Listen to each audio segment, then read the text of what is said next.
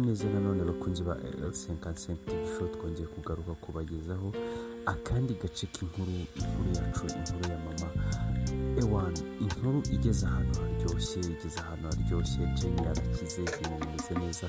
Reka rero dutangire ariko nkwibutsa ko ugomba gukora subscribe kugira ngo iyi nkuru ijye kugeraho umunsi ku munsi, ndetse n'ibindi bintu cyangwa se n'ibindi biganiro cyangwa se n'izindi nkuru dukora zigeze kugeraho umunsi ku munsi nta kigucika.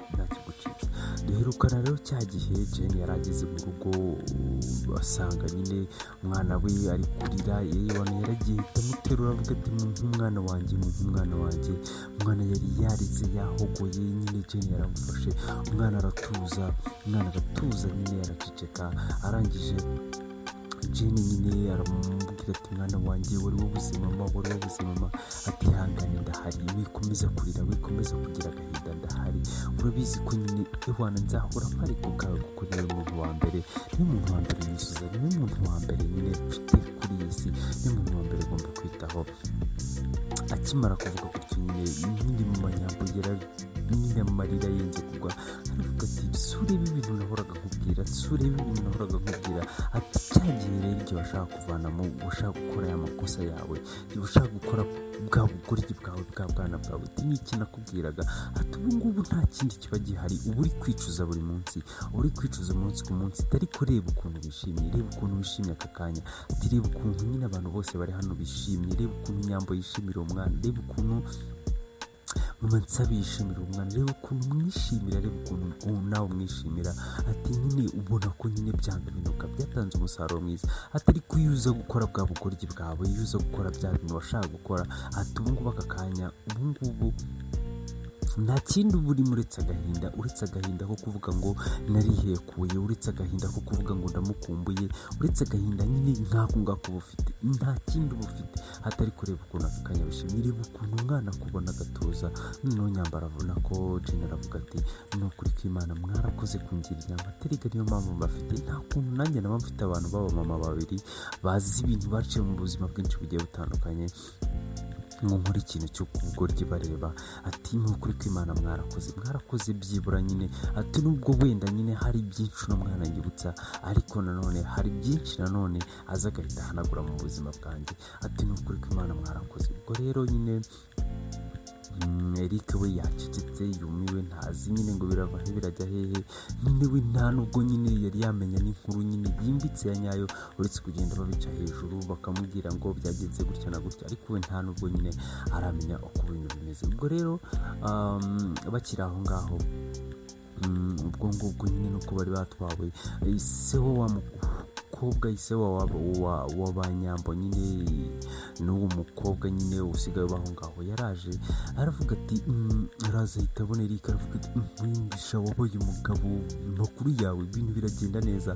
Noneho ise wa Eric aramuga ati Ewana ndashima Imana ibintu biragenda neza cyane nta kibazo pe.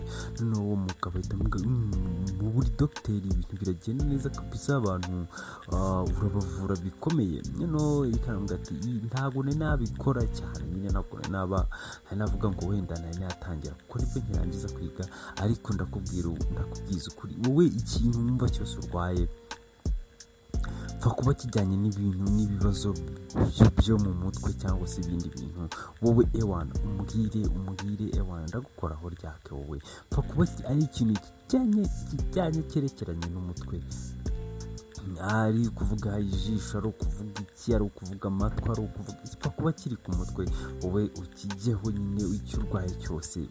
Ewana wopfa kuvuga ngo nanjye ndahita nkwikiriza mvuga ati urakire, ni ibintu byanjye, ubu ngubu ni ibintu nyine mbamo, ni ibintu nyine Ewana ndi umusipesiyalisite, kandi noneho kuri izo ngingo zose, haba ku mutwe, haba nyine ubwonko in general, amaso, amatwi, pfa kuba ari ikintu cyose icyo ari cyo cyose kiba ku mutwe. Ewana ndakizi cyane pe, nicyo kintu nzi cyane. Muze haramuga ati wumva se shasi, wumva teriga buriya nasuye umuntu umugabo, nasuye size umugabo ushaka ujye umuhesha ishema, ati buriya ntangiye unze kubyara agahungu. Noneho akibara kuvuga gutyo Nyambo ahita amuga ati papa ubwo ushatse kuvuga iki, ubwo njye ntago nguhagije. Ise aravuga aravuga ati hoya ubizi neza ko mpagije umwana wanjye ariko nyine numva bafite muri abana babiri yonza kubyara agahungu umwana wanjye nicyo nashaka kuvuga noneho mama Nyambo aravuga ati nyine arahigima nyine nkushatse kugira icyo avuga ubwo ngubwo se wa Nyambo aravuga ati reka ugomeza kuvuga ibintu byinshi bishobora kuza kuduteza ibibazo ahubwo ni karibi iwacu ahita agenda asuzana mu Nsabi aravuga ati bimeze bite aravuga ati ni sawa nta kibazo turashima Imana ndetse asuzana Nsabiti wabonye ko murumuna wawe nawe atasiga kurusha ubusore mu minsi iri imbere arabakuruta rwose noneho Erika aravuga ati nta kuntu atandukana none se kaba ari kumwe na mama we na nyogokuru we bari kumwitaho yabuzwa n'igikondo utashaye uwo nguwo aba yari ibyo mu rugo naho ngewe ni ukurya uturyo two muri resitora turi aho ngaho nyine nta kuntu atandukana noneho Nsaba aravuga ati hafi ntabwo umuruta se namuruta urabona ukuntu angana urabona uno muntu namuruta noneho Ntuza aravuga ati papa wa Nyambo aravuga ati uramuruta da mu minsi iri imbere uramuruta byanga binuko ntese kugikura wowe yara igihe cyo gukora cye cyararangiye ariko wowe mu minsi iri imbere uramuruta nyine asuhuza abantu bose ariko we ntabwo ariyumvamo Jane ku buryo yakarekawe nta bintu byo kuvuga ngo aramusuhuza nta bintu byo kumusuhuza nyine ariko nyine kuko hari abantu yaraje nyine araza aravuga ati bari bambwiye ngo wagize impanuka nizere ko nawe ibintu bimeze neza yamukoze ku rutugu nyine biri aho ngaho barabibona ariko nyine ntibabigira ibintu byadanje cyane ko nyine bo bumva ko nyine wenda ntabwo wahita uza wenda ngo uhite wiyumvamo umuntu direct nyine bisaba igihe nk'uko wenda bishobora kuba byatwara n'undi gihe ni nk'uko nyine na papa wa Nyambo byamutwara igihe kugira ngo azabanze yiyumvemo nyine Jane bisaba igihe kinini ndetse ubwo mu gihe bakiri aho ngaho bagiye kumva umuntu arakomanze umuntu ukomanze ni wa mu manager wo muri ka kabari ka Jane ndetse n'uwo mu manager still yaraje aravuga ati meze neza se bambwiye ngo wagize ikibazo iwana ikintu cya mbere nahise nirukankira ngo nuguhita nza ntabwo nabimenye nyine kiri mu bitaro noneho Jane aravuga ati nta kibazo ntabwo byari ngombwa kuza kunsanga mu bitaro kuko meze neza ndashima Imana noneho mu manager aravuga ati njye numvaga ari ibintu bikomeye icyo navuga ati ahubwo ikintu gihari ndi gupanga kuza mu kazi byibura nkahagera ibintu byo guhora mungumisha mu rugo gusindagira uti n'ubundi niba utazakira nyine sinzakira mureke rero nze mu kazi ibintu byose nzajya bihanurira cyane ko ndi kumva noneho umeze neza ati kandi hashize igihe nta bintu by'ibibazo bimbaho ati nituriya tubazo tuza ati nituzajya tuza byanga binuga ati ndabizi ko mu hariya twateguyemo icyumba nyine nzajya nibiba bikomeye nzajya mpita muntwara nkajya kuruhukiramo ntabwo rero byo bizambuza kujya mu kazi ntabwo ibyo nakomeza kubyangana terega nkumbuye gukora ntabwo nshaka gukomeza kuba ndi mu rugo noneho uwo manager aramubwira ati none se ubwo umwana wawe bizagenda gute noneho Nyambo aravuga ati ariko ndahari noneho papa wa Nyambo ahita avuga ati uzi urahari wowe umuyaya wiwe uzajya uhora mu rugo uzajya uhora hano noneho bose bahita bamureba nabi papa Nyambo aravuga ati icyo nashaka kuvuga ari kimwe Nyambo nawe afite ibindi bintu bimureba afite kwiga afite ibiki ubwo ngubwo azajya bahari ntagusezeranye ko azajya bahari iteka noneho nyine Jane aravuga ati ariko hari abakozi hano hari abantu bamwitaho benshi ubwo ntabwo ari ngombwa cyane ko na mama azajya bahari ntabwo nabura umuntu wita ku mwana wanjye hano ubwo rero ngomba kuza mu kazi byanga ibintu byo guhora nicaye mu rugo birambangamiye ngomba gushaka uburyo nza mu kazi ubwo rero manager aramubwira ati nta kibazo ibintu byose bimeze neza n'ubundi ibintu byose biri kuri control icyumba kirahari ku buryo wenda uramutse hagize bya bibazo byawe biza wahita ugenda ukaruhukiramo nta kibazo rwose noneho Jane aravuga ati njye nta kibazo ndi kumva mfite nta kibazo kandi ubu ngubu ntanakubwira ko wenda uko ibintu byari bimeze mbere, uko ibintu byagendaga mbere ntabwo ariko ubu ngubu bikimeze, ntabwo ariko bikimeze. Ubu ngubu meze neza, ndi kumva nta kibazo mfite pe, nta kibazo na gitoya. Noneho rero ubwo ntuza wa mujama mushyashya ritegera aravuga ati nise ubundi kondisiyo y'uburwayi bwawe bumeze bute, kunumva nyine hari ikintu nagufasha, hari ikintu nafasha. Noneho general avuga ati huye nta kibazo, meze neza.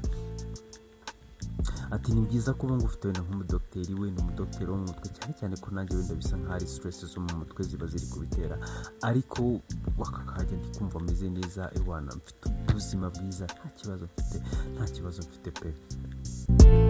Ubwo rero yaravuze ati nta kibazo, wowe igihe cyose uzumva unkeneye cyangwa se ukeneye dogiteri, ewana nzaba mpari, nzakuvura, nta kibazo wowe uzambwire nzakuvura, nta kibazo wowe, isaha n'isaha.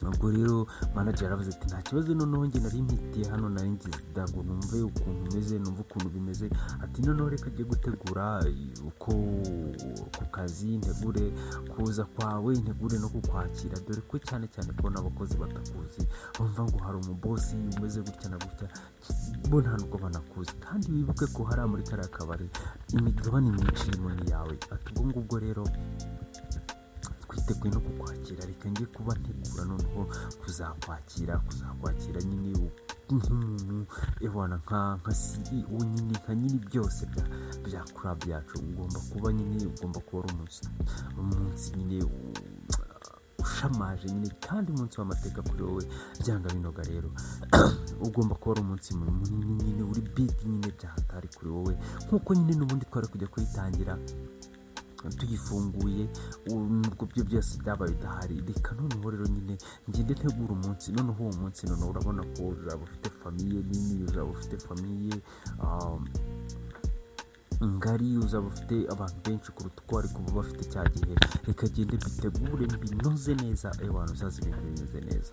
Ubwo rero bahanye gahunda y'uko uwo munsi uzaba umeze ibiki byose, ndetse ni no muri iyo weekend nta mpamvu yo kujya kure, babiteguye vuba na vuba. Ubwo byararangiye tugaruka mu rugo kwa wa mukecuru nyine, kwa mama Nyambo mu rugo kwa Nsabe mu rugo iwabo. Wa mukecuru arahari, yari kuvuga ati gusa ntabwo baraza, ari kubaza abakozi ntabwo baraza, isi basanze Jane arwaye iki nyine, niwe byamuhangayikishije. Ati basi nkampaye phone nkabahamagara. Noneho umukozi umwe aravuga ati njye bambwiye ko nta kibazo, kandi ubu ngubu bashobora kuba bagiye kuza. Ati none se Jane araca hano, basi araca hano, numva nkumbuye kumubona. Noneho umukozi aravuga ati twe ntabwo tubizi, ikintu twumvishe ko nuko bashobora kuba babasezereye mu bitaro, cyane ko basanze ko Jane nta kibazo kinini afite. Ati ubwo rero isaha n'isaha bashobora kuba bageze hano. Ahubwo igihari ni ukubategereza nyine, tukaza kumva icyo bari butubwire, niba Jane bari bucane hano, niba Jane arahita ajya aho aba nyine mu rugo iwabo, ntabwo tubizi, natwe ntituramenya amakuru neza, ariko byanga binoga. Reka tubategereze, nibo baraza batubwira ukuntu bimeze. Ndetse mu gihe akiri aho ngaho bahita baza. Ubwo habanje Eric, noneho agiye kubonabona n'abandi baraza. Ati si mwese muvanye Eric ko yari yagiye gutembera, ko muzanye bimeze bite? Nyine mama Nsaba aramubwira ati rero ntabwo wakwemera ko rero umuntu wari watumye Jane ajya mu bitaro ari Eric. Nyirakuru avuga ati bahuriye hese kandi? Ati nyine Jane yikanze imodoka ya Eric, aba yiguyemo mu kuyigwamo. Ubwo nibwo nyine Eric yahitaga amufata amujyana ku bitaro, ariko ikibanza gihari nuko nta kibazo cyabivuyemo. Noneho nyirakuru yararebye aravuga ati yaza kuba ari undi muntu atari wowe, sinzi ikintu cyari kuba, sinzi ukuntu nari kwifata. Ati naravuze ko iyo nyana yimbwa ndayica, ariko mwana wanjye umbabarire kuko numvaga umuntu wakunze Jane bibe tutari bukiranuke. Atumbabarire nyine, nacumuye nyine, navuze ibintu byinshi cyane. Atumbabarire basi urambabarire mwana wanjye. Eric aravuga ati nta kibazo kuzino ubwo ni ngombwa ko wiri gunsaba imbabazi, ntago ari ngombwa wana, ntago ari ngombwa. Noneho duhita tugaruka ku rundi ruhande kwa Jane. Noneho ubwo Jane yaragiye bajya kuryama, mu kujya kuryama ariko yumvishe bari gutongana nyine papa Nyambo na mama Nyambo bari gutongana. Ntabwo nyine bajya bavuga kuri rumwe, ntabwo bajya bavuga rumwe kuri Jane, baba bahora bamushwanira. Ubwo ngubwo rero bari kumva nyine bari gutongana, bari kumupfa nyine agerageza kuvuga ati ariko nyine ni ibintu bibaho. Noneho wa musaza akavuga ati ariko nyine umukobwa azaduteza ibibazo, kibibona ko umukobwa azaduteza ibibazo. Noneho mama Nyambo agahita avuga ati ko ibintu tuzabipfa kugeza ryari, njye ndavuze ngo Jane n'umwana wanjye nta kibazo agomba kunteza, kandi nanakinteza nzakisimamaho. Ndetse ahita anamubwira ati mbabarira nta nubwo ndi burare muri kino cyumba, reka njye kwirara mu cyumba cy'abashyitsi. Agisohoka ahita akubitana na Jane nawe nyine ari aho ngaho nyine. Jane nyine amera nk'umuntu wikanze, aravuga ati ibintu byose wabyumvaga. Noneho Jane ahita avuga ati ndetse basi waritse nkigendera. Ahita avuga ati reka ngendeho kugira ngo njye nkomeza kubatesha umutwe. Ahita agenda mu cyumba kiwe atangira gupakira ibintu, ariko nyine mama wa Nyambo ahita azaravuga ati nta hantu uri bujye. Jane nawe ati ndagenda, reka nigire basi kwa Nsari nawe atazanteza ibibazo. Ubwo ngubwo rero nyina wa mama Nyambo ahita agenda abwira umugabo, aravuga ati Jane aramuka avuye hano, ati ntizere ko nanjye ubu ngo turajyana. Ati aragenda nanjye ndagenda, ati byaba byiza rero ugiye kumuhagarika. Ese biragenda bite? Ese Jane aragenda, ese ntagenda? Ese n'umugabo warabigenza gute? nta kundi amatsiko usigaranye azashira. Kandi gace kubitaha. Murakoze kandi mukomeze.